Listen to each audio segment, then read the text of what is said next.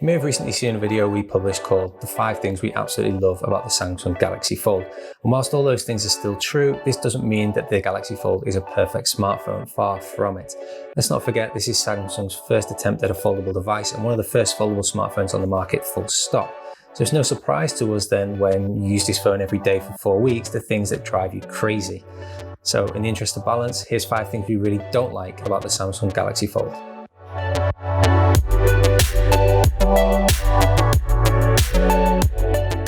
Since Samsung has correctly, in my opinion, placed the foldable display on the inside, another display must be integrated onto the outside. But the small 4.7-inch screen is a horror for productive emergencies. Writing and sending messages via WhatsApp, Telegram or email is just awful. It is particularly challenging to type text when using the protective case that comes with the Galaxy Fold, let alone use gesture controls. It feels like lead in your pocket. I'm already used to using large and heavy smartphones in everyday life. The OnePlus 7 Pro, which weighs about 206 grams, but also the Sony Xperia XC2 Premium, which weighs 236 grams.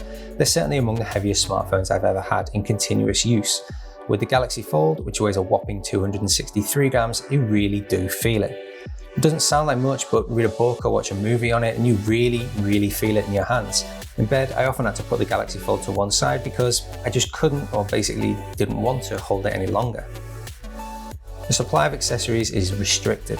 It's good that Samsung includes a protective case, if you can even call it that, and the Galaxy Buds true wireless headphones with the Galaxy Fold, so you'll have the most important items right from the start. But as a car driver, try to find a compatible car holder and you'll be out of luck. Plus, if you don't like that fake carbon fibre on the included protective covers, try finding a suitable replacement for the Galaxy Fold. Go on, just try it. The fold in the display. You could say that I'm extremely meticulous and look for reasons to fault the Galaxy Fold, but it's really not like that. I like this Galaxy Fold, but maybe Samsung should have taken another year or two to develop something that makes the Fold less noticeable and visible in the display. Sure, I've mentioned that it's fun to read ebooks and videos and play games on the 7.3-inch display, but this Fold is only visible in complete darkness. As soon as there's ambient light, the Fold is visible, and besides, as a passionate mobile gamer, I can feel it under my finger with every swipe.